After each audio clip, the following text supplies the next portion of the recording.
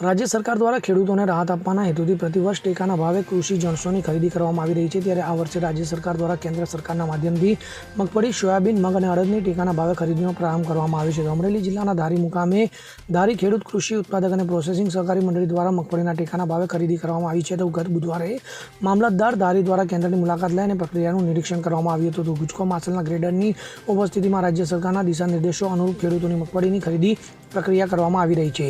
આ મામલે મંડળીના સંચાલક ભાવનાબેન ગોંડલિયાએ જણાવ્યું હતું કે રાજ્ય સરકાર દ્વારા આ વર્ષે ટેકાના ભાવે મગફળીની ખરીદીનો પ્રતિમણ ભાવ ₹1452 જાહેર કરાયો છે। ખેડૂત પાસેથી 125 મણની મર્યાદામાં મગફળીની ખરીદી કરવામાં આવશે। તો ધારી ખાતે 11,000 ખેડૂતોએ ટેકાના ભાવે વેચાણ કરવા માટે રજીસ્ટ્રેશન કરાવ્યું છે। તો અત્યાર સુધીમાં ટેકાના ભાવે 40,000 બોરી મગફળીની ખરીદી કરવામાં આવી છે। તો ખરીદીના ત્રીજા દિવસે પેમેન્ટ આવી જતાં ખેડૂતોમાં ખુશીનો માહોલ સર્જાયો છે। ત્યારે આજ સુધીમાં ₹3 કરોડ પેમેન્ટ ખેડૂતોના ખાતામાં જમા આવી ગયું છે।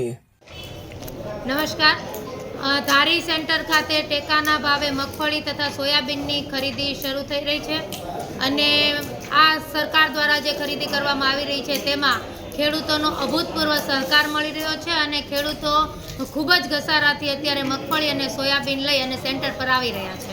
મેડમ, અત્યાર સુધીમાં કેટલી ખરીદી અંદાજે થઈ હશે? આજની તારીખ સુધીની ગણતરી કરીએ તો 40,000 બોરી જેવી મગફળી ખરીદાઈ ગઈ છે। સોયાબીનનું સેન્ટર પણ ચાલુ થયું છે।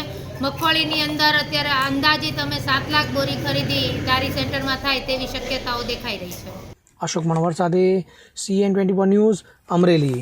હવે જુઓ દેશ દુનિયાની તમામ ખબરો તમારી આંગળીના ટેરવે। ઉઠાવો મોબાઈલ અને ગૂગલ પ્લે સ્ટોર પરથી ડાઉનલોડ કરો અમારી CN24 ન્યૂઝ મોબાઈલ એપ।